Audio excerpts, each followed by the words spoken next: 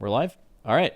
And they can hear us. So this is this little podcast we started. You guys saw the announcement the other day, PoddyC. We were doing a lot of these talks on my stream over the last patch cycle, and every time we did it, viewers went up. People seemed to be like, "Hey, you guys should keep doing this." So as you saw from the announcement, we decided to make it an official thing, which allows us to try harder. Right? We're gonna throughout every week, we're gonna come up with, obviously it's not going to be as YOLO'd, but in hoping that the production quality is higher, and we'll be able to. We're gonna do some extra stuff for Patreon, and then we're gonna obviously try to have this be something that helps support us, and then with the support we can put more effort in ourselves to come up with a better product and stuff like that. So we'll let you know a little bit more about the Patreon stuff later. We don't have any ads right here. We don't have any ads happening on our stream right now. In the future, hopefully, obviously, we'll look to have that help support us as well. Some in-podcast ads, stuff like that, like a normal podcast. But for now, you guys are getting it just natty. So welcome to the first episode of the PoddyC. We're going to go ahead and just introduce ourselves so people in the future can kind of get an idea of who we are. So I am Max, the Guildmaster and Raid Leader for Team Liquid's WoW team, formerly Limit. Also a WoW streamer. Just stream and talk about WoW PvE and what devs are doing all the time. I'm Dratnos, morale officer in charge of morale over at Pop-Tart Corn Dog, World 26th. Pretty close as well. Race World First competitors, hoping this tier will be a little bit better for us and we catch up a little bit with the big top two. Also, Race World First caster, MDI caster, that kind of stuff. Video maker, content person. We also have Dorki. I am Dorky. I'm just a cat with a cap. But I am also the M+ tank, the WoW streamer guy. Really good at this game, by the way. I'm just kidding. I'm alright. I got second place only, so you know what they say about second place. That is me. Why are you both getting so many Giga Chads? Okay.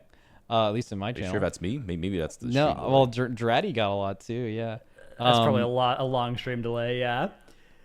So this is going to be findable on any podcast place. If you're interested in listening to this, obviously if you're watching it live, we're going to do it probably live on all of our Twitch channels, and then also Spotify, YouTube. It's going to be the PoddyC in all those places. And then we're also on Patreon, but that's just PoddyC. But everywhere else, it's the PoddyC, including Twitter. So go follow all of those things, and we'll have links and stuff to all of the other ones. So add that to all of your subscriptions and stuff so that you can keep track of where these go as they come out. So I guess this week, do we want to start off with some patch notes and stuff, some changes that have come into the game more recently? Yep. Let's do that. So we have, I want to start, actually, Dorky, I think, is a good place to go, because some of the biggest notes in the PTR this week, at least on the class side, are for tanks. And I know you like playing Bear and Vengeance, and those got some changes here. I want to start with Vengeance. What's the lore here? Is Vengeance going to be OP? Yeah, so surprisingly, we haven't really gone a whole lot of tank stuff. And there's been a couple of bugs with some of these tanks, like Vengeance specifically. There was a major bug with the 4 set that made it not work. The CDR portion didn't work. So you were effectively losing about 15 to 20% of your Sigil Flames, which is a huge part of the class. But they didn't take account into that with all these buffs.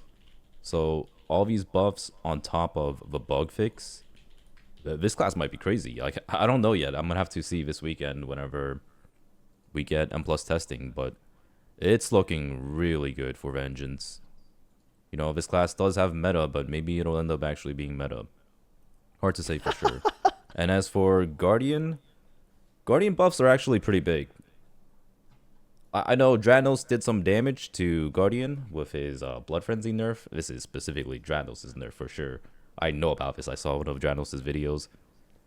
But I think it might be actually looking pretty solid with Blood Frenzy getting buffed back to... Well, not buffed back, but going from 2 rage per Thrash to 3 rage.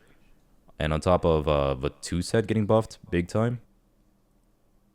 I don't think that Guardian alone would be was a that really easy. good change, though. Like before, they had the difference between Guardian on 15 targets and 1 target was clearly like a weird design thing. Like your classes should never feel that different when you're tanking a million mobs versus you're tanking a single one. So like nerfing it to 5 was controversial. The Dratnos nerf, as you pointed out, That was a good nerf. Needed to happen. Yeah, but yeah, but the whole like how 5 targets is gonna feel with like 50% more rage from Blood Frenzy is great, and that's like what the average pull size of Mythic Plus. I still think they could do something. Do you think they could still do something to like their single target rage generation maybe, to kind of bridge the gap a little bit? Yeah, I mean, that part's always been rough, but like this doesn't really affect it too badly. So like one really nice thing about the tier set is they made it so that it's based off of your rage spent rather than like how much damage you do, how much healing you do, and all these other factors that would have scaled off of the amount of targets. It makes it so that you can actually have a really effective shield on single target. So I feel like Cardi might actually be pretty good with these changes. Maybe not quite as good as Vengeance after these buffs, but we'll have to see. It's looking good either way for the lever users, and it wasn't looking that good before. Cool. Yeah, I'm And then looking I forward to think- both of these. Okay. Well, you're pointing out. So we have there's not too much for the other specs. There was like a bunch of changes. A lot of the Mistweaver stuff was done last week. Holy Paladin nerfed again for the like I think like 6th or 7th update patch in a row since they were made absolutely incredible last season, as you guys saw. Rogues again, a lot of just small interaction changes. There's an echo from your end. Yeah, Dorky, I think that's me. I think I want to point out. So you guys are hearing some echo on the stream. We'll check that out. I'm pretty sure it's from me. I mean, I haven't joined Echo though. Yeah, yeah. This is not Yeah. the big announcement that was today? Yeah, you All right, do well- not do well with pens. Yeah, so the echo should be. Okay. I'll just mute my mic for now while they're talking. It should be fine. Ellie, the only class in the game, the only DPS spec in the game that does not have a required buff that puts them in a raid composition, had their tier set, which was doing way too much damage. It was the best tier set in the game. So that being not that, or them making that less of a contribution to your overall damage is obviously great. But like if you're an Ellie shaman, you're just not trying to hear any bad news right now for sure. So that was pretty controversial, I think. Do you guys have any other notes you think that are kind of significant from the class changes before we go to the loot stuff? I think a pretty small about the set rogue of... stuff? Oh yeah, the Yeah. rogue stuff a little bit. I mean, it's a lot of like bug fixy stuff or changing interactions. Poison bomb working with caustic splatter, that's gonna be nice. This vigor nerf though, I don't know if this is bigger than like all of the bug fixy / interaction improvey things that are happening in these other spots. I suspect it might be. I don't know. From what it's looked like to me, Sin and Outlaw both looked really good. Actually, for both Raid and M+, I was thinking both of those specs. At least both those specs looked good for Raid, and then Outlaw for M+ is what I was thinking. Sub? I don't know. I think at least the testing I've done, Sub has looked pretty mid so far, but maybe I've just not been doing the right kind of testing. Let's move on to some of the loot stuff, some of the gearing stuff. I think we should start with tier. Because this is a big change. We already knew that the Revival Catalyst was going to be available on week 1 and then every 2 weeks at the start of the new season. But the big change that's coming in with this PTR build is that armor tokens will drop at the 1-to-3 rate rather than 2-to-2 or 1-to-1, which was the old rate that we had at the start of previous patches.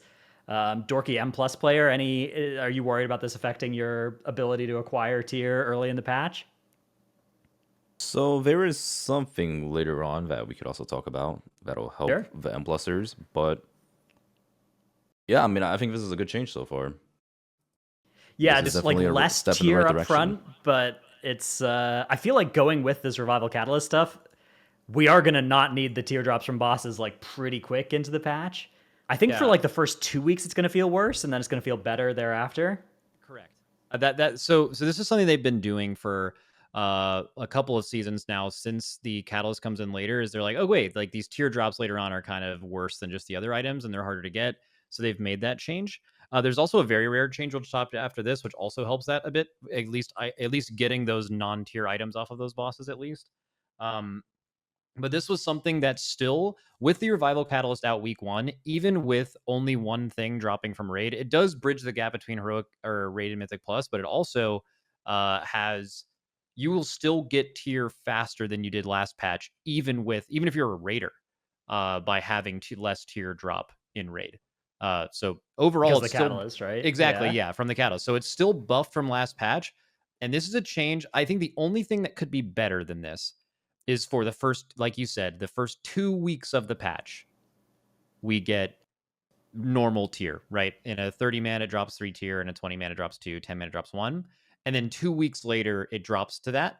I think that would probably be a better version of this for the majority of the game, but it's very slightly better. And this is infinitely better than the current version where it would take, 12 weeks to actually have the correct amount of tier drop. So I think it's overall a big dub. If anything, they could make it slightly better, but very good news. Wait, so one small thing though, would players want to be holding on to their charges in case they might get a duplicate? So that could be a problem, right? I was just thinking about this real quick. There is some incentive to sit on your catalyst charge and not spend it in the first week if it's because like the nightmare situation is you catalyze a helmet and then there's a tier helmet in your vault. In the right? vault, yeah. Yeah. That'd be So bad. that incentive does exist for some players, but I think for the most part, you probably like to make 2-piece, you probably want to pull the trigger on the catalyst if it makes you 2-piece, and then you run the risk of getting screwed a little bit, but you don't want to pull the trigger to make 3-piece or 1-piece, but you do it for 2-piece, I think, and then of course for 4-piece. Yeah, because the worst thing you could do, right, is having you want to catalyze a mythic item, hopefully, right? So you can mythic track it all the way to 450.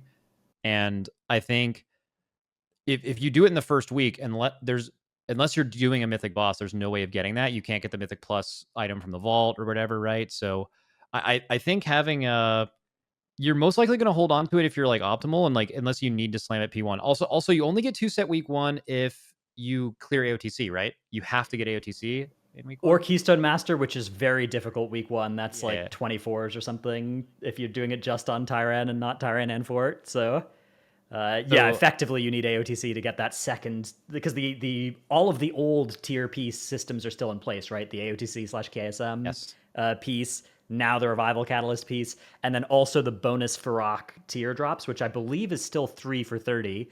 Although I don't think that's 100% confirmed, but haven't heard anything changing it, so the assumption is it'll be the same. Yeah, which would, that was a significant source of tier, was the Sarkareth tier, right? And the Razageth, I guess not the Razageth tier, but the Sarkareth tier.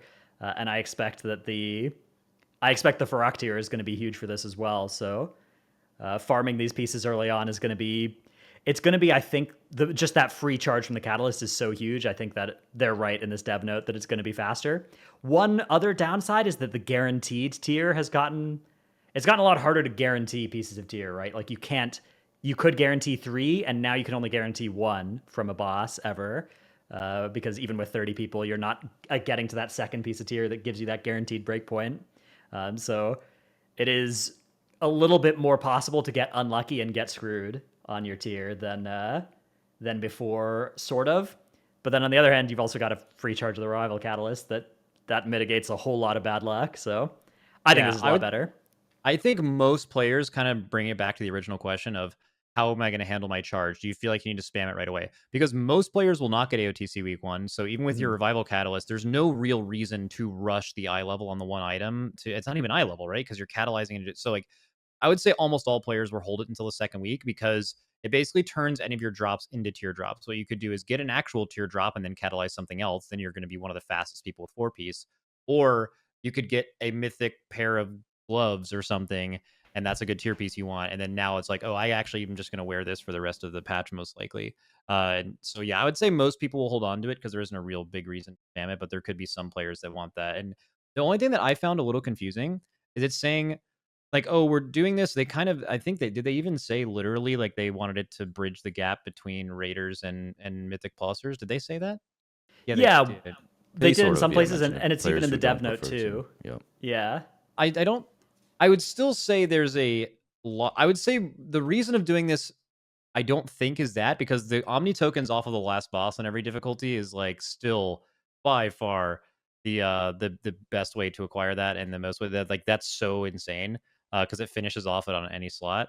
So there's still a big gap. I would say it's more what's getting buffed here is the ability to loot items off of a boss's loot table that are great and are not tier pieces, which have previously been extremely hard to get. A small anecdote of that is we killed hundreds of bosses in Aberrus before we started Mythic. And one of the rarest trinkets for us was not a very rare trinket. It was a regular trinket that just happened to be on a tier boss. So you have obviously half the chance of getting it as Kazara's trinket, for example. So I think it's a good thing for the game. I think it could be slightly better, but overall pretty good. What do you guys think about the very rare change? Yeah. So Oh, this actually, I'm looking into that yet. this patch note is very rare item drop rates have been further adjusted. Don't know which direction adjusted, but they now have a chance to drop in addition to a boss's typical quantity of loot. For example, a 20-player group could receive 1 tier token, 3 non-tier items, and Dreambinder, Loma the Great Cycle. So basically, it's gotten moved to that Sarkareth tier kind of drop where it is a bonus in addition to the other drops. I think this is just good. Obviously, like the important thing is, have they changed the percent chance if I kill a boss that its very rare item will drop? That is something that they said has been further adjusted here, and they haven't really clarified if that's gone up or down or if it's stayed the same with adjusting this drop rate. But that's a really important change. But assuming that's stayed the same or gone up or whatever, this just seems purely good to free up space for the other items on that boss to drop and to make it remove that frustrating feeling knowing that any item could have been the very rare item instead. Dorky, what do you think from a Mythic Pluser's perspective? It was the bane of everyone's existence in season 1, right? Like, you needed to raid because you needed to get a Whispering Incarnate or Primal Archon. You needed the Aranog ring. You needed the Broodkeeper ring, right? And then in season 2, they made them way less powerful. In fact, I don't know if there was a very rare trinket that was even wanted by a meta Mythic Plus class. Like, obviously, the Evokers and Warlocks wanted the later one, but like, it just totally flipped itself on its head. For like, are you a little concerned maybe with, because one thing I think changes this is, before, while yes, they drop as extra items now, before you could get 2 very rare items on a boss. Now I'm assuming, I don't think you're going to kill a boss on Mythic and then see 7 items drop and then 3 very rare. I kind of assume it's going to only drop 1. So you technically get less very rare loot, obviously, unless they massively buff the drop rate again, which they did in season 2. Do you have any concerns about that? Honestly, I feel like a lot of the M pluses are probably not stepping into Mythic Raid anyways. I mean, with these types of loots, it always kind of sucks whenever you have to like worry about something that you have to get and it's not necessarily content that you want to do. But with the whole upgrading system and being able to get somewhat of a equivalent trinket from Heroic, it's not as bad. But it definitely sucks that, like, say you're 10 weeks into the patch and you're clearing Heroic over and over and there's still tier pieces dropping, and where you don't exactly have a chance of getting multiple very rare loot, as you've said. That could be a problem, because that could just mean that players are stepping into the raid for basically nothing at that point, since they only want 1 item in that raid. Yeah, I think that this is just a good way of making it work, right? Like, this is, I think, going to be better, but I don't think it fixes very rares or anything like that. Like, I don't think it fixes any of the core problems people have had with them. Yeah, I feel like that can even be an entire separate podcast episode, is just talking about the implementation and adjustment of very rare over its lifespan. And I think especially going into a new expansion, there's a lot of questions to be asked on that. But I do think that this is overall a dub for sure. And this is a better implementation of what it was. And strangely enough, it's one of those changes where I've probably spent like 20 hours talking about very rare loot on my stream this year. And I've never thought this or heard someone say this. Someone said you had this suggestion. I'm not sure if that was true or not, Dratnos, but like, I don't think so. I think it is a excellent idea and certainly better than it was previously. But if there's specific very rare items you do need or want, those items I think will be slightly harder to obtain, probably, but we won't know until the drop rates are known, because further adjusted could be harder or easier. I mean, I could imagine if they're extra items, you could even argue that they would be more rare, right? Because you're getting like, it's higher value, right? If you assume the value of that piece it dropped instead of that was good. So I don't know. It does further increase the variance on a boss kill as well. Like, you imagine you guys kill Rashok and like 2 tier pieces drop and then 2 kind of bad jewelry pieces drop, and then Echo kills it and 2 Molten Hearts drop, 2 tier pieces drop, and a Rashok stick drops, right? So like the variance has gone up a little bit on, especially in the Race World First, but even just within a regular guild, the best case of a boss kill has gone up because now there's an extra item there, which means the difference between the best case and the worst case has changed. But I don't know. I struggle to find a downside with this. This just seems like a good improvement to a system. Completely agree. And is there anything else in this note before we move on? I don't think so. The last stuff is PvP. There was something at the bottom, but it was like some kind of Macros. I don't correct me if I'm wrong, I don't think this has anything to do with PvE. I think this is like maybe some kind of PvP macro thing that they're Well, changing. so there is like something that I was doing using this like exact script. I was using it for Vengeance Demon Hunter when I was swapping between single target weapons, what do you call it? The Krog Tusk from Underrod, and just like, a random stat weapon. So there are like some minor changes for PvE related, but I would say like most players probably don't use these type of macros. How did that macro work? Like, what did it accomplish? It let me swap between my single target weapon set, which was the Krog Tusk, and those had no stats on it, right? It was just a damage proc. I would Right. use that for single target, and then I would hit the macro again to swap back to my stat weapons. That just gave like crit haste for fighting trash. So, but which of these functions, like, so you wouldn't be able to do that with just slash equip because it's the same button that you were pressing that So just would you swap could it both have, ways? yeah, you could have, but the problem was you would have to have multiple buttons just because if you Okay. try to equip Bao Krog Tusk, if you try to equip the same item twice, like if you try to dual wield it, it will just put it on the same slot. But Okay. there was a script that allows you to like swap both of the slots at the same time. I think Which that was it collateral made this, damage in this macro yeah, change because yeah, I think it just made they it were like a going little bit after these easier. macros that like could tell if you were in combat or not by running scripts that like basically would look at variables that got frozen once combat started and Oh could yeah, I use that tried to making some. basically check if you were in combat. Yeah. Yeah, I actually tried to make a weak that would allow me to automatically swap weapons whenever like I encountered an enemy above level 70 or an enemy below level 70. Like I tried to figure out if there was a smart way of doing that, but I wasn't too sure if there was a way. And Yeah. then one other kind of funny change is the pre-made group finder will now show the apps or the applicant's specialization, the tooltip. I laughed when I saw this because I don't think it's that big of a deal. I mean, it's objectively a good thing. This is something that you'd probably use an add-on to like have more accurate information on who is signing up to your key. But like all I can think of are like the ferals that have snuck into groups over the last Yeah. like however many years, and the survival hunters and the classes that like have lesser desired specs that have like kind of found their way into these groups, and now that's going to be like harder to pull off in a funny way. But I mean, it's such a minor thing. Dude, That's the actually dev a funny evokers this change. season. Yeah. Yeah, It's yeah, oh, yeah, definitely the brutal. biggest offenders of that. Yeah. All right, cool. And this is normally, I think, in the podcast in the future where we would like take a little break before segueing into a new subject and do a like a ad read or something like that. But for now, we don't have those, which is good for you all and bad for us, but eventually great.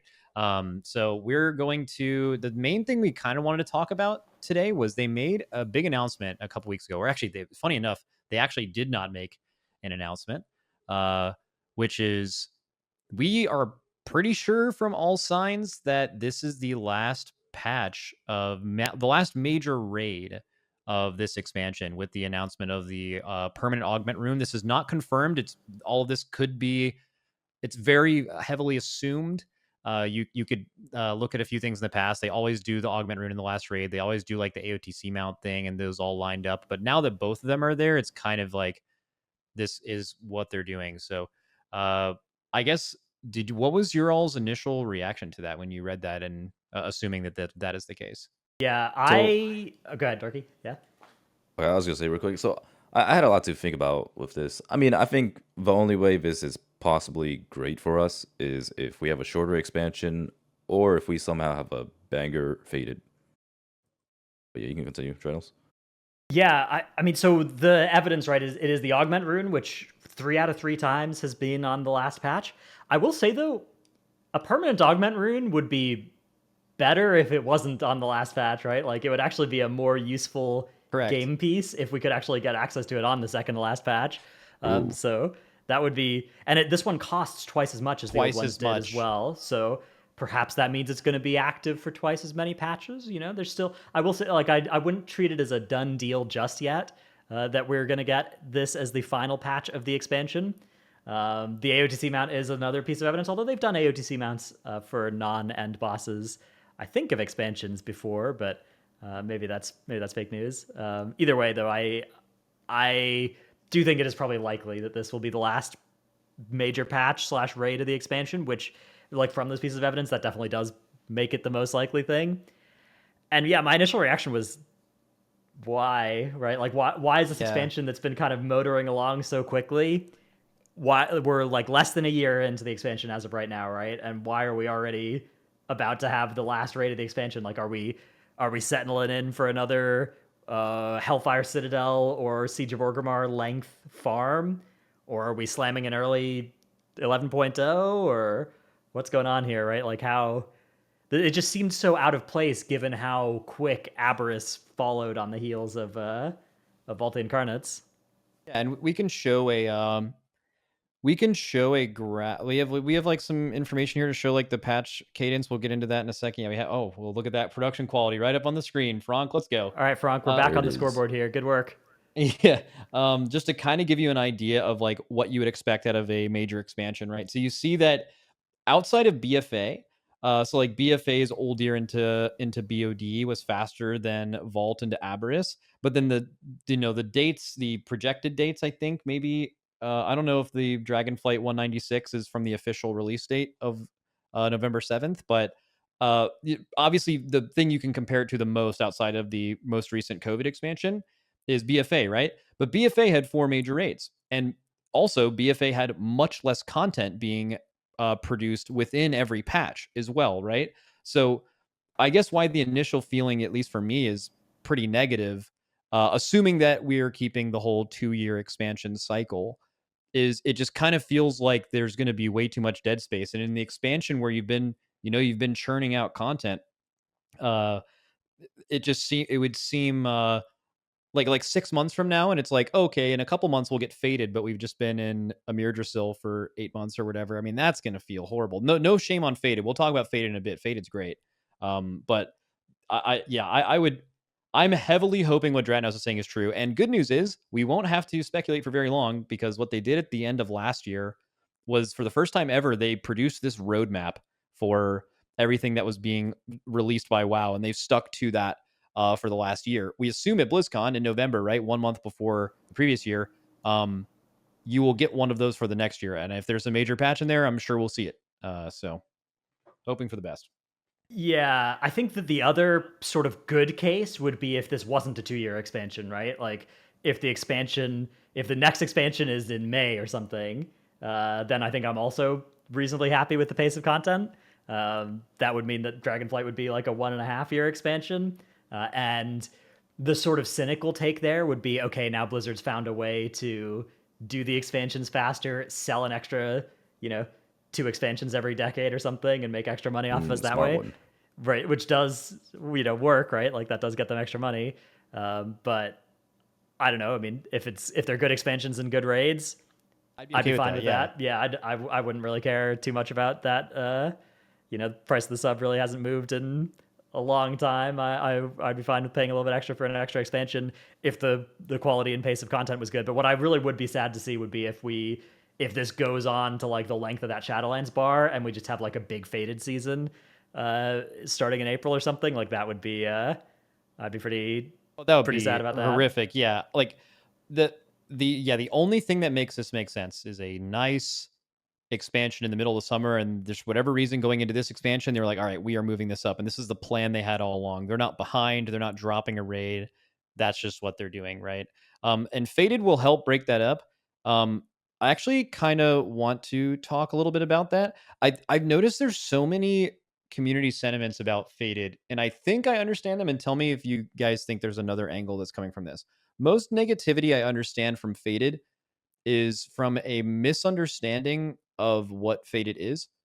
Because I think all of us would agree that a Faded season replacing what would have been a real a real season, right? Like its own Mythic Plus season, raid, all that stuff.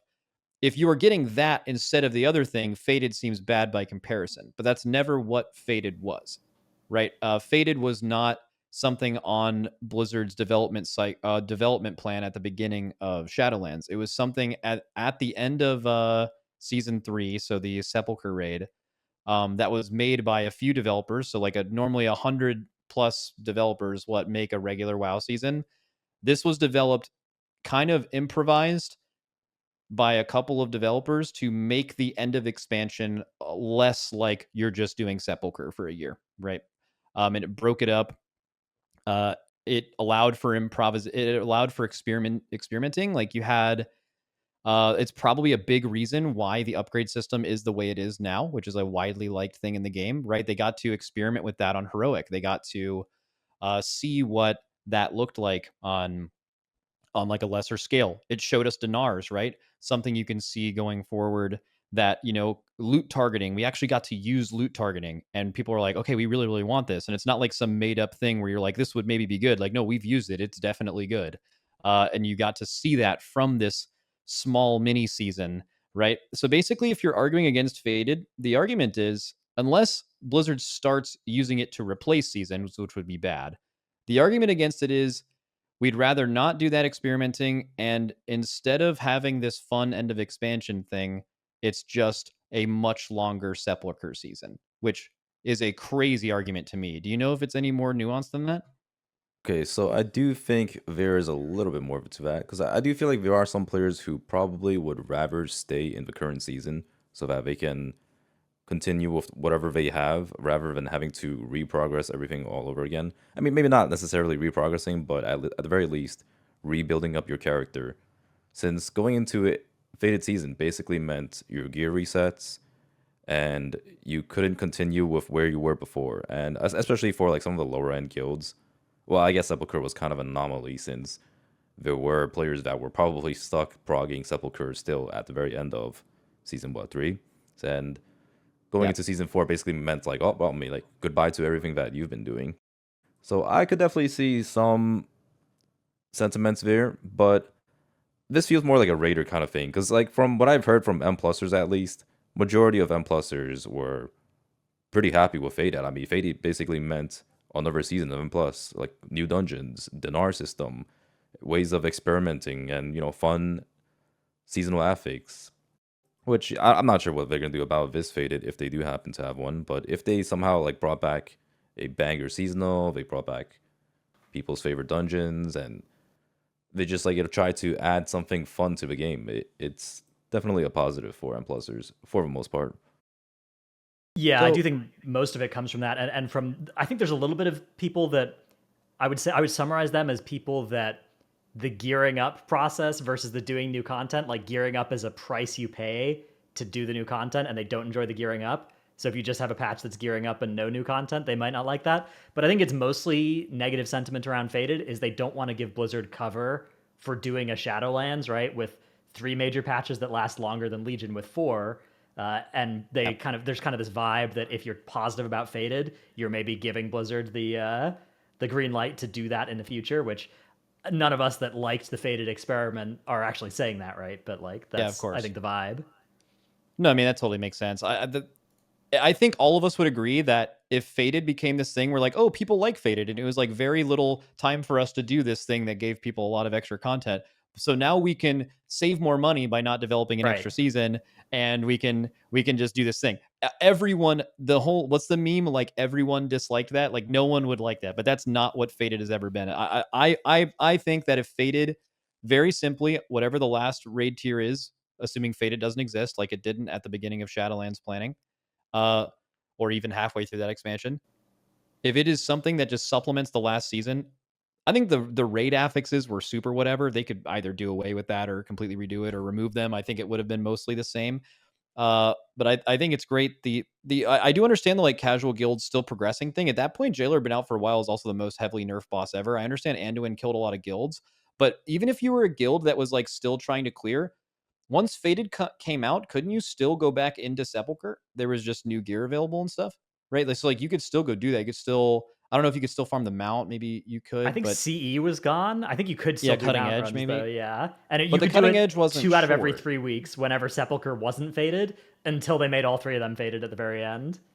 Yeah, so I guess you couldn't get cutting edge, but was that a really short cutting edge tier? I wonder on this graph, it shows, people are wondering what this graph is. It's showing you the duration of major patches throughout all of the WoW expansions. That's not really labeled, but yeah. That's so- Fronk's fault. He's already admitted fault in the Discord about that as well. Yeah. So I guess that's actually a good point. Like if you look at Shadowlands, for example, the timing of Faded, you have right? It's like 200 days for the first patch, 200 days to get cutting edge in the second patch, which is already much, much, much longer than normal expansions. And then the Sepulcher one was actually much shorter because of Fated. So I guess you could make an argument to have Fated start a little bit later. But I would say that the people waiting to finish Cutting Edge is a far more niche, small audience than the amount of people that gain something new, right? The other thing that's kind of weird too that I know really a lot of guilds struggled with is when Fated came out, every week you were progressing a new raid and you had really low eye level right away, so it was pretty difficult. Think about 3-day guilds, right? A 3-day guild raids on Tuesday, Wednesday, and Monday. I'm pretty sure everyone in here that's raided in one of those guilds will know the feeling of logging on a Wednesday after just yesterday you were on this boss, and you're going to be much better at it. And then the difference between logging on Monday after it's been 5 days since your last raid, and you spend at least half of that raid day remembering what you did the last time because it's just been so long, and that like halts your progression majorly. So the thing with Fated that I found really interesting is guilds were basically forced to do that every week. If you were doing any realistic progression in Fated whatsoever, which was like the only content to challenge yourself in raid, you were like learning 3 different raids at the same time, kind of. You know, if you hadn't been like fully raiding the whole expansion, and they were all like pretty challenging. So like it was really hard to actually make realistic progression. And I think some guilds would have maybe preferred to stick to one of them and work on it over a few weeks. Yeah, I think it's fair to say that the Fated M Plus experiment was wildly successful, and the Fated raid experiment was a mixed bag. And maybe they should try a different experiment with what raid should do, like the affixes and the cycle of the raids. Maybe next time, if we do another Fated season, those should be re-examined. And maybe instead of cycling through all the Dragonflight raids, maybe the Fated season is just Nighthold for a month, and then Blackrock Foundry for a month, and then I want to play Mop. That's what. Yeah, I mean, apparently Yeah. people were like hyped about Mop, and I never got to try Mop. That'd be cool to kind of like go through the Mop raids. Oh yeah, that would be Siege of Orgrimmar and Throne of Thunder would transfer really well to modern raid mechanics. A lot of those fights tuned at the hardest difficulty would be very challenging, and it would solve the problem of bouncing between raids every week kind of thing. Or I mean, an easy solution to that too is having them all available from the beginning, and your group that's not clearing them all in 1 week or whatever, because that's like a super high end problem. Oh man, we have to clear all the raids on Mythic this week. Like I mean, so you can just choose to not do that. The other guilds can like choose which raid they want to progress first, right? Rather than something like that. So there's a lot of ways to make it better. I also noticed a few chat messages here, and people are just like, oh, well, I see why, whatever is the case with WoW because the patch releases are different. Look how much content they released in vanilla. So things changed a lot over time. I think really even BFA through Dragonflight is like its own tier. Even Legion, right? Like the 56-day patch, that was like the release of like Trial of Valor, I think, or Nighthold or something. Like they did raids so much differently back then, and the idea of seasons was so much different, even going all the way back. I'm pretty sure the WoD one, I think the 119 WoD one was like a selfie stick patch or something, but it was just labeled a major patch, so it's just there's a lot of weird. None of this stuff like really lines up. A lot of these vanilla patches are like, we've added Warsong Gulch, it's a full patch, right? Like that's not all of those are the same amount of content that we get in a full raid tier here. Although of course there was a lot of content in vanilla too. So yeah. Also, go ahead. Oh, good. No, you first. Oh, I was just gonna say, what was the longest? While we're talking about how long this last raid tier could be, what is the longest one on record here? What is the raid being released and then it took the longest amount of time till the next expansion? Do you That's got to be Siege of Orgrimmar, right? Not close. The end of Mop, that big purple bar, is that what that is? That's Siege of Orgrimmar. Is that 460 days? That is 460 days. Yeah, that's a big one. That is a year and 100 days. Jesus. A nice. And then WoD. Well, okay, WoD was close behind, but did they? I don't know if HFC actually came out in the. The WoD patches were just so strange. Let me see here. So what would this? So these were like total duration of expansions too. So BFA was what 833 days total. So over like 100 days longer than Legion, 100 days longer than Shadowlands. How many days are we looking at? How short is this bar going to be if they're doing the projected Where I guess what we were assuming, like the like summer new release, they're now doing 18-month expansions instead of 24. Like how short would that bar be? It'd be like it would It'd be seem like so. 600-ish or 550. Yeah, so shorter than all the others. It would be or like a slightly shorter than Cat on Wad, Yeah. which would be very very weird. Well, I do but think is anyone okay. particularly opposed to that? A shorter expansion? I'm not. I like if you look at it, and I think people would get in their head about it and be like, "Oh, well, like this. If you look at Dragonflight pound for pound versus other things, like because it's less, like it ended up being bad." But like the way I would look at it is someone who like does the content every season. I would try to compare Dragonflight to a full 2-year thing. Like I would look at how much content I got in 2 years, right? And in a normal expansion, it would be 4 major patches and an expansion release. And in the other one, in the Dragonflight example of the 18-month patch, it would be 2 expansion releases and probably the same amount of raids and stuff. I don't know, expansions. There's one positive I can see from it. There's also a negative, which is just, hey, we can sell box costs every 18 months instead of 24, right? That's an obvious like, okay, no one would like that if there's nothing else we're gaining from that. But they also do much more transformative major changes around expansions. And I just think in general, seeing those things, 30% more often throughout a 2-year cycle would probably be really good if it actually ended up turning out that way, right? Especially if we're in this world of no like borrowed power ramp over an expansion. I kind of feel like doing more frequent expansions where those expansions can do stuff like an expansion overhaul or system change or something like that that makes the game feel different is actually going to be important if they stick to their guns on not giving us stuff like essences or corruption or whatever that modify how our classes feel. Oh, yeah, Yeah, like more evergreen systems, basically. Yeah, like if you're not going to do expansion level borrowed power or like expansion ramping borrowed power, you got to just do new expansions to keep the freshness up. I do think as well, if we look back at that vanilla set like bar at the top where there's just all those bunch of little content things, Dragonflight has sort of returned to that as well with these 0.5 and 0.7 patches, which aren't in our graph here, but those have moderate levels of new content for non-raiding player, like for raiding players, but obviously they don't have new raid tiers or mini raids or any of that kind of stuff. But, in keeping with like giving the expansion some amount of frequent fuel for the fire, Dragonflight has had that with, they introduced a whole new spec on one of these mid patches. Yeah, no, I will say I felt like it slowed down.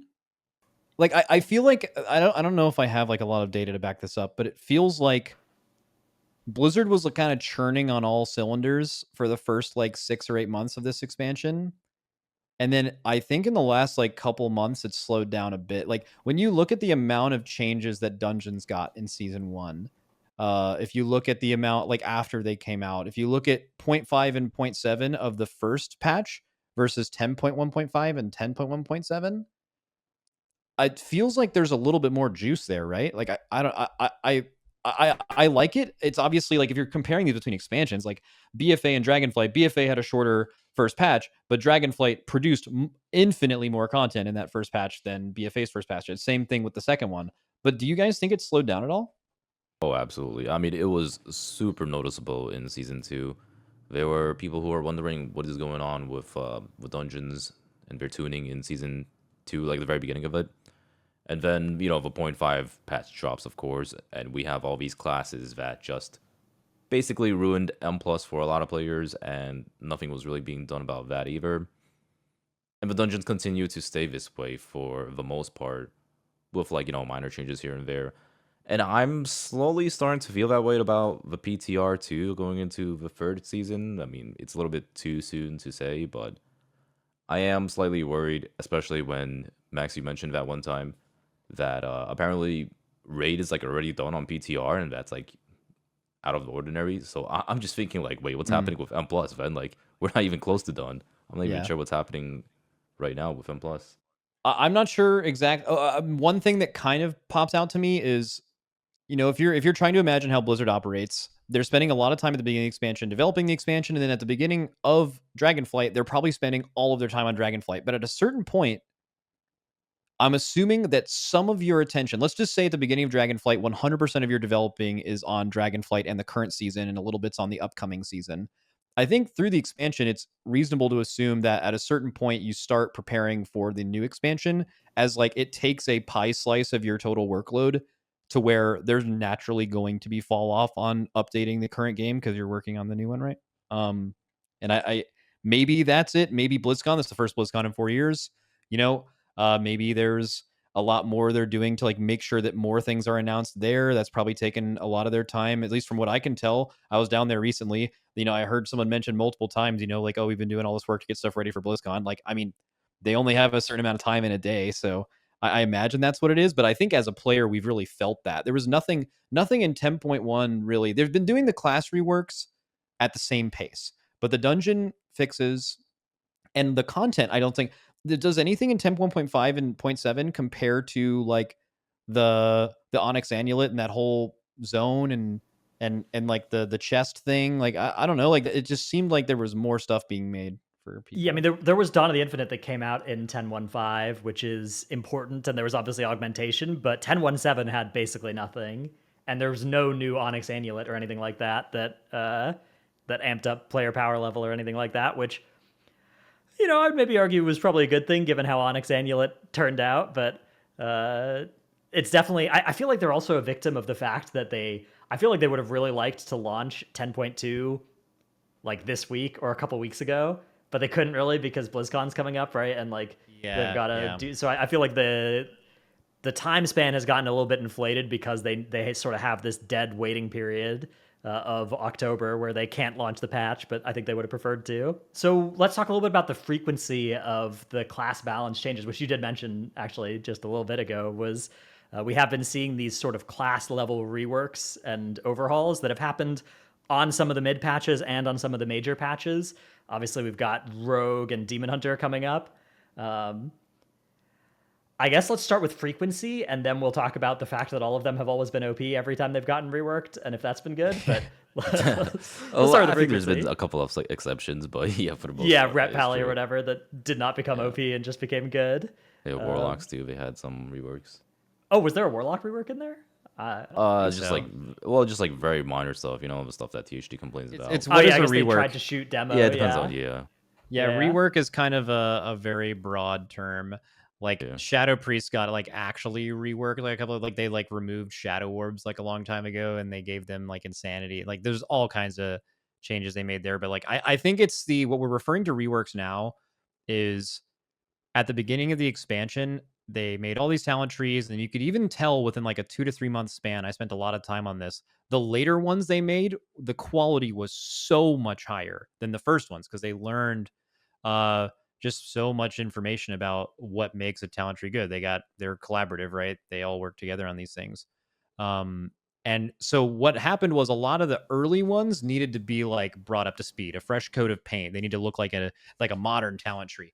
And so a lot of the reworks that people have been talking about is basically when Blizzard has picked a spec or two or a class leading up to a patch and they're like, okay, this class, we're fixing this stuff. We're going to put all of us together, learn all of our combined lessons from these trees, and we're going to make them look modern, which has been very good, right? Like that the classes, you are feeling good going into a patch if your class is getting looked at. We can go into the power thing for a second, but they are noticeably much better decisions to be made on the trees.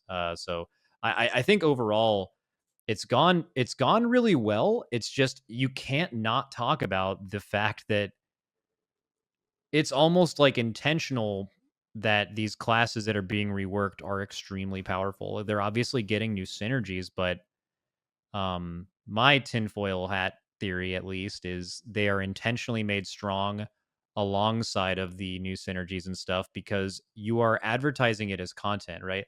In 10.1.5, 10.1.7, oh, if you're a mage or a guardian druid or whatever, like look at we've given all this work to you. You should come back to the game and try this class you really like because we've given it a lot of time. So this game, you have to be picked for things to show up, right? You have to be picked for a raid. You have to be picked for a dungeon. People are more likely to be able to play the thing that they advertised and came back to the game for, which they're trying to hook you into the game again, right? If those classes are strong. That's my tinfoil hat theory, at least. There's nothing to really point to say that's exactly how it works, but it seems that way. So yeah, I guess what is your all's opinion on that? Okay, yeah. So I mean, I think it's like the philosophy of their tuning. I'm actually really glad that they're doing this rather than what they would normally do in the past, which would just be nerf all the OP classes and that's it. It's like, all right, Rogue's OP, like, let's just nerf that class and just leave everything as it is. What's really nice about this specifically is it lets players look forward to how their classes will end up after the rework. Like, I'm pretty sure every single reworked class so far has been pretty hyped about their class. Like, when I was looking at Guardian Druid going into 10.1.5, I'm like, man, you guys, Guardian's gonna be so sick. Like, I'm sure you guys can't wait to play this class. Holy Paladins too. Almost every Paladin I've talked with, even if they don't play Holy Paladin specifically, they've been having a lot of fun with Holy Paladin and they've been hyped about it. Mages have felt good. Prod Paladin in Season 1, they were also very hyped about the class. Like, I really enjoy this philosophy of buffing the classes that need some help rather than just, like, nerfing whatever's OP. However, I do wish this happened a little bit more frequently, especially Season 2, because it did start to stagnate a bit, just like how we talked about dungeons or a dungeon balancing. You mean nerf or, specifically, not reworks? Like you wish they well, did. Yeah, a little bit of both, right? Like a little bit of both. So, like obviously, there Yeah. are some classes that could receive more reworks too. Yeah. I'm pretty sure. Yeah, like I'm pretty sure if we had more classes that were being brought up to speed, people wouldn't be as mad about the whole god comp situation. Well, I mean, the That God was- comp yeah. created, so a lot of it was Augmentation's fault, right? But a lot of it also came from the fact that they buff/reworked Holy Paladin and Guardian Druid All and four of Fire them, yep. Mage. All of those And Priest, classes, too. like, yeah, Shadow Priest is on the constant rework train, I guess. Yeah, It's true. been getting a moderate rework Well- every patch for a while, but like those three specs got huge reworks going into 10.1.5 and were OP. And it was good if you were a Fire Mage main. It was good if you were a Fodden reroller that wanted to play Fire Mage. But if you were like an Ellie Shaman player or something, or a Dev Evoker player, and this patch lands, you know, it is a zero-sum game to some extent, right? Like, if every reworked spec is as OP as Fire Mage and Holy Paladin and Guardian Druid were on those reworks, it's an awful time to be playing anything that's not getting reworked.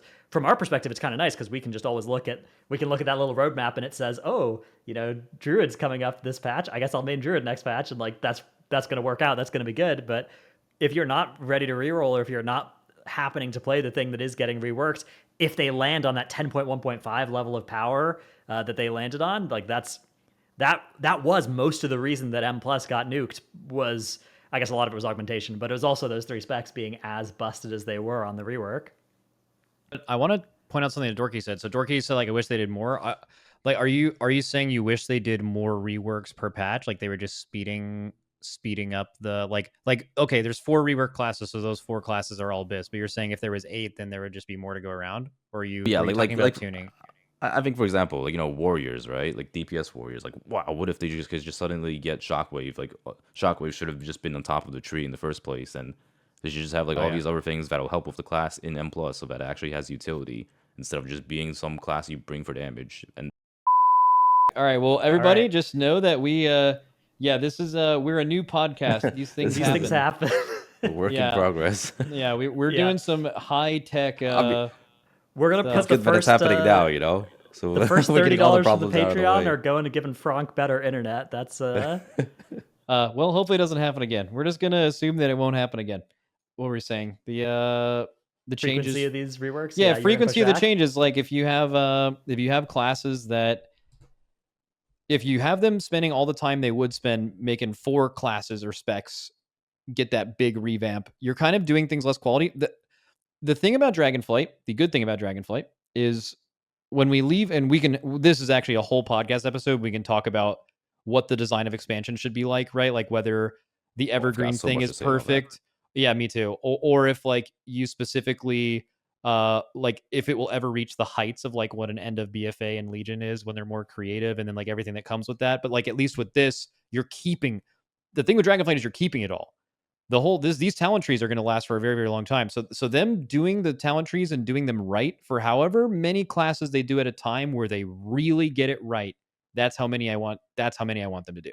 I don't want them to, because they're gonna last for a very, very long time. So I would rather them just get it exactly right or as close to that as possible and then move on to the next thing. But the major downside of this is with them being this powerful, you know what's good going into the patch almost intentionally, and then over a long period of time it's like, okay, I'm a fury warrior, I'm just going to make this up, okay, so I guess my class is getting looked at like in the expansion or something, like I would assume they're not going to be done with every class and spec in the game until probably the release of next expansion. What they'll do, a couple in 10.2.5 and 7, maybe 2 classes, 3 classes, there's still like 4 to go, maybe 3 to go. It'll probably be expansion based, right? So like, okay, I guess we're just the class at the end of this expansion that gets looked at the last. So we're just, I guess we'll just be a warrior with Shockwave in the bottom of our tree and a nerfed rallying cry and no utility in Mythic Plus whatsoever, and that's just our life, like, I don't know. Well, so I feel like an alternative would be if they could just make these minor changes across all the classes rather than just massive reworks on each individual spec one at a time. Because they don't have to necessarily completely rework Holy Paladin to have all these different tools and just suddenly be tanky as hell. They could just make very minor things like moving Shockwave up, obviously moving Gorfine's Grasp up. I'm sure almost every class has these problems, right? Where they can move 1 or 2 things up and maybe change some of the points around. Just like how Boomkin, remember early on, Boomkin, they couldn't take Solar Beam without a DPS loss, and then they made very minor changes to Boomkin, and suddenly it's like fine-ish. They could have probably done that across most of the classes, and that's like more of what I'm getting across rather than doing these sweeping changes across every character. All right, this would be the point in the show where we would normally take a question from our Patreon feed, but we don't have that, of course, all going yet, although maybe even by next week we will. So instead, we've collected one from Twitter, which is one that I think all 3 of us have talked about. I've talked about this on my other podcast as well before, but that is, what are your thoughts on a solo queue-like system for M+, so people can just hop in and queue? Assuming it's a trend, so everyone who's in the queue would gain IO from the run, potentially remove IO from levers, as a new system or side-by-side with existing M+. This is a hot topic. Oh, yeah. It's a hot Great topic. question, though. Yeah, yeah, this has been asked before, but I think this is kind of like the big looming question. If you're a Mythic Pluser, you probably think about this often. So we can get down in the weeds of it. I think without really going too deep, obviously some things would have to change, like leaving the way that scoring works in this version, whether it's a standalone or a separate thing, would have to be different than it works now. It could be success chance based on key, would go up in level as you go up on higher MMR or something. And then obviously you would need to punish levers, right? Like something that can't happen in this scenario is like you join a group. Oh, I didn't get this perfect comp, I'm just going to leave and then queue again, right? Like that would be super weird. Also normalizing queues between healers, DPS, and tanks, making sure there's at least a battle res and a bloodlust in every group. How do you make sure that happens? All that stuff. Okay, but I think the main thing is this. Right now, the biggest issue with Mythic Plus is selection bias. Right now, the God comp is obviously insanely good. It's probably the most broken any comp has ever been. But right before Augmentation was released, it was probably the best it's ever been. And even then, people are looking for the classes that they want. When you sign up for a group, if you're making a 20, you don't have to take the Enhanced Shaman that has the same IO score as the mage, because there's going to be 5 mages that sign up, and you want the best chance of having that person. Isn't an idiot for not including other classes. It's just a natural thought. Like, I want to not waste the next 40 minutes of my time. I have no idea if this enhance is better than this mage. They have the same score, whatever. I'm going to bring the thing that I think gives me the most chance to not waste the next 40 minutes of my time. The reality is, in almost all scenarios, you can even look at like raid damage right now in Warcraft logs. Like single target on like a boss like Rashok is like insanely well tuned, but no one really thinks about that. You could do almost every key with any class, except for like the very, very top ones, except you just don't really get the opportunity to. And the biggest issue in Mythic Plus at the moment is you can't actually play the game. If you want to play and you are not the meta comp, there is an actual issue of you not being able to play the game if you want to play the game. And solo Mythic Plus, and that's probably the biggest problem Mythic Plus right now. And solo Mythic Plus, while presenting some potentially new problems, it solves that one, which is huge in my opinion. I want to hear, before I go to you, I just want to hear what you guys think. Yeah, so I think it's a band-aid. I think solo queue is a band-aid to the real problem, which is the amount of requirements you need in M+, and how punishing M+ is. So what I mean by the requirements is, you need a Bloodlust, you need a Battle Res, you basically needed Mind Soothe and Mass Dispel last season. And there's just like too many requirements, right? Like specific dungeons, you need a specific dispel, right? I'm trying to think of the last one I can remember. Halls of Atonement, I guess, with a Curse Dispel for Echelon. Like there's just too many of these dungeons that have required classes or utility in your group. And I feel like these should just be a little bit more standardized across the board. Like it should never feel required. It should just be nice. Like Evoker, Bleed Dispel, right? Evoker, Bleed Dispel is not required by any means, but it's certainly very nice to have. It should not. It should be a luxury rather than a requirement. Sort of what I'm saying. And the punishing part about M plus is part of what turns players away from selecting specific classes. Like they're not going to want to chance their key with a Feral Druid, for example. They would rather have the highest success chance by having a Fire Mage or an Augmentation or whatever it may be. And I don't know what they can do exactly about how punishing M plus is. Like, yeah, there's been people who brought up ideas of like, maybe keys not depleting, or maybe make it so that there's no timer, which I think was awful, by the way. But there's got to be ways to make M plus less punishing. And I think just how M plus is currently, it's forcing players to try to form a group that has the highest success. Yeah, I think that would go ahead, Dratnos. Well, solo queue would basically take that away, right? Like you wouldn't have the ability to form the group. You would be just pressing button and going. Yeah, but that's what I mean. I feel like it's sort of like a bandaid rather than like something that would. I think it's a bandaid, but it's not even WoW's. It's not even WoW's problem. This is how all games are now. Right. If something like this Mythic Plus picking system worked in other games, it would be exactly the same. I mean, League of Legends, right? Like League of Legends, you want a certain team comp with certain good champions, but you press solo queue, and sometimes you get queued up with a Ivern main or what. I don't know if Ivern's good now, or I think it is, but you get queued up with some really bad champion main, and that's what you're working with, right? Like that's the comp that you've got, and you've got to try and maximize your win percentage. And obviously, there you're up against an enemy team, but being up against a dungeon is sort of the same sort of thing, right? Where you just want to maximize your win rate by being as good of an individual player as you can be, and working with what you've been given. I think that part would work out. I think the big worry with a solo queue is if you look at solo shuffle for PvP, there's a lot of people that think that threes were good and now are dead because solo shuffle killed them. Yes. And if you think that M plus is good, you might be worried that an M plus solo queue will cannibalize all the people. That part I don't really agree with. That part is very different, because in PvP you need to wait and queue into another person in threes that is a part of your bracket. But in PvE, assuming that pushing high Mythic Plus with a dedicated team still existed alongside of this, you only need those 4 other players, and you don't have to worry about queue times, because queue times is majorly what owned. But if I want to form a group with Dorki and you or whatever, and then Dorki's decided he's streaming solo queue today, my ability to form that group has gone down by a lot, right? Like if the player base moves over to that, forming a group of 5 people to do high M plus, if solo queue becomes popular, does get a lot harder. Yeah, for sure. But I also think they could exist. Like, I think they're solving 2 different things. Pushing your character up through solo queue and maybe an alt is a different experience than having a coordinated group pushing higher keys. I think it would be done less, but I still think the top players would push themselves in that way alongside solo queue. I don't, and maybe that's also what exists in arena. I mean, I think it's a legitimate fear to have that it messes with that. So I know there's one major thing that happens in dungeons right now. People see a class and they're like, "Oh no, that's not this class," and that's not a WoW thing. That's every game for sure. That's gaming now. It sucks. That's what it is. Okay.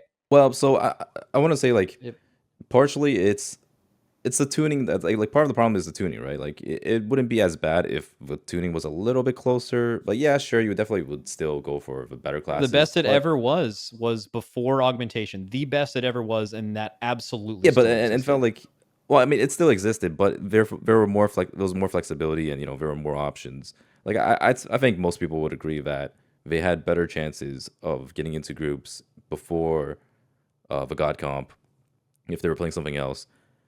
And I do think a large part of it is also, like I mentioned before, how punishing it can be. If they made it so that M plus didn't feel as bad to deplete, then I think players would probably give more chances to, say, like a very high item level specific class, like a very high item level, really high IO enhancement shaman. They're like, wow, this guy's a banger. This guy can probably pull his own weight. Might as well give him a shot.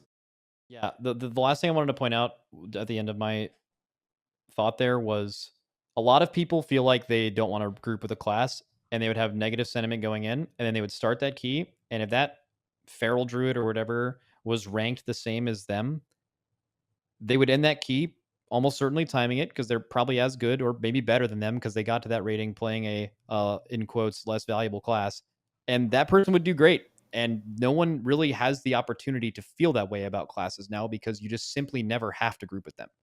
And I think there's, yeah, it's obviously really complicated because at the same time, when you're talking about queue times, right? Let's say you have to queue 30 minutes to get into a 35-minute key.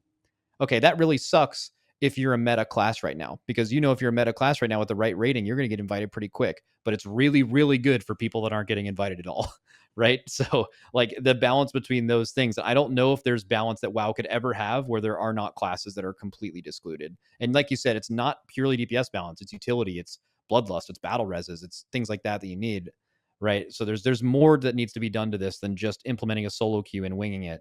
But I think it could potentially have a lot of positive value. Yeah, I Yeah, think agreed. if they looked at it and they were like, "Oh man, this really doesn't work if we don't give every group a bloodlust and a battle res," and then that caused them to like make a better engineering battle res and make a better drums Ooh, as like an BFA. outcome, that would be so good for solo queue and regular M plus. But I think when we look at this, like there's not really a downside if this just gets implemented and doesn't take off, right? Like the only downside case is if it does take off and is less fun than existing M plus and Correct. like Yeah. cannibalizes it. So that, as long as if you don't actually think that's that likely to happen, then there's just no reason not to experiment with this, right? Like that is the only case where this makes the game worse is if it gets big and is less fun. Yeah, because personally I agree. Like I don't see myself or a lot of players not wanting to play with the original crew. Like it's just an optional thing, right? Like you can decide if you want to queue for M plus or if you want to play with your guildies or your friends or whoever. Because it's not really like the PvP, right? Like in PvP, you have to play against other players. You're queuing up against other players. But in M plus, it's just like, all right, if you want to play with the boys, then you can just get in there with them, or you can choose to just solo queue that day. It's very different from how solo queue PvP would work. So I think we that might have been the Yeah. shortest Mythic Plus solo queue conversation of all time. Usually they're like super drawn out. Cool. All right, Uh, so do you okay. want to go over the Patreon for them to kind of explain some of the content we're looking to provide on there? Yeah, and I think just talk a little bit about future plans and stuff and do some logistic stuff. So first off, let's talk about the Patreon. It's patreon.com/PoddyC. That's PODDY, and then the letter C, PoddyC, where we have 4 tiers of patronage available right now, including Certified Gamer for $5 a month, which basically gets you get the unedited version of the podcast. I'm not sure how the recording went, given Fronk's internet DCing thing, so maybe a little bit scuffed on this episode or whatever, but also access to our Discord, the Poddy Cord, is available as well for that. Then if you pay more, you can get special bonus episodes, submitting questions to the podcast as well, which we'll do one of those every time we record one of these. Monthly best of episodes, that kind of stuff. And then all the higher tiers, the $100 tier is basically just a Discord role. That's just if you want to flex that you got a lot of money and you want to help us have a lot of money. And then there's the $25 tier. Yeah. Yeah, the top tier, we just started doing this. So like we might come up with something that's like super crazy. Like I know what some other podcasts have done will be like heavy discounts on merch if we start doing merch that's Yeah. popular. I don't know if that works here, but like, just ideas on that. We'll try to give it more value, obviously. So if it makes sense to upgrade to that when we give it the value, totally makes sense. And then the 25, and then yeah, we had some other ideas too. Yeah, we've been kicking some stuff around. I think we are, in fact, I'm ready to announce that we will be doing a special incentive once we reach 500 patrons. Dorky is going to read us a bedtime story. What was the story we landed on? Wait, I didn't sign up for this. Hold on. Yeah, he did. It's locked in. I forget what the exact Wait, one was going to be. Frank typed it. Frank typed it. Let me see where it is. He didn't say no, so it's locked in somewhere. Yeah. It's like a really popular bedtime like story, and Dorky's going to read it. So yeah. Yeah. It's Goldilocks and the Three Bears if we hit 500 patrons. Do not so, Patreon. Yeah, that's Do not that's what's sign up. happening there. And then I guess just in terms of like logistics and stuff, we're YouTube, Spotify, iTunes, all that kind of stuff is going to be the idea for this. And Not also up there yet, right? Yeah, We're not on there yet. should be coming soon. And then we're going to try and record weekly, but we don't know we don't know if it's always going to be like the same day or exactly what the plan's going to be there. So stay tuned, follow. We'll try and announce at least a day in advance on Twitter every time we do one of these things. But all of this is very subject to change as we figure stuff out. And of course, during the actual Race to World First couple of weeks, podcast is going to be gone while we're busy with that kind of stuff. So that's the current plan. Yeah, there was also like as far as like how the podcast will function, like weekly we're thinking, there's always going to be stuff to talk about within WoW. If like, a new game like Diablo 4 comes out or Elden Ring or something, we might do an episode about that and have, a little bit more broadly in the space, but I think we're generally going to stick to WoW. We are going to have guests. So like an idea is if we want to talk about something really specific, we'd want to obviously find the best person to bring along with us to give us a lot more context on that. We're going to really, really look forward into doing that. But yeah, that's generally the idea. We'll figure out as we go. Like I said, we told you things would go wrong. The very first episode, we had like multiple outages, and but we ended up figuring that out. The production quality is actually pretty cool. We'll get better at like swapping the scenes around and stuff like that. But it should be pretty fun. By the way, $15 says digital cyber athlete. Fronk wrote all of these, so if there's any misspelling or pretty much if there's anything that happened wrong at all today, it was his fault. Yeah, he's behind the Yeah, creative pretty much. decision of you don't actually get a capitalized title unless you pay 15 a month. If you pay 5 a month, that's too cheap. You only get lowercase letters. I'm sorry. Yeah, that's some strange decisions made by Fronk. I don't know. We will not be doing PoddyC during the race. People keep asking that. We will be doing it probably the week before, and probably the week after it's over. But during the race, obviously, I will not be a part of this. And Dratnos is most likely casting somewhere, and Dorky's being a cat, so can't do that. I guess I'll just do a solo podcast or something. You could just run it if you want, Dorky. Just run some episodes by yourself. Oh yeah, that's not happening. You have my blessing. Could you imagine just like Dorky just spewing his thoughts for like an hour, just completely incoherently? Yeah, that'd be good. Yeah, cool. I think that's it. We're good. Thank you for listening to the PoddyC, and we will again. This first episode will be on podcast things. The thing, we do not exist as a podcast entity on Apple and Spotify right now. We will for this episode. So check that out and subscribe to it when it's there. If this is in the future, it's already there. So make sure to do that. Twitter. And follow Twitter if you want updates on these things. Yeah. Yep. Follow. Oh yeah. Actually, we should do that. Plug the Twitter. Plug all that stuff. And we will see you guys next week. Yeah. Follow our Twitch too. Follow our Twitter. Follow our YouTubes. Follow us everywhere, just not in real life. Thank you guys all very much for watching the first episode.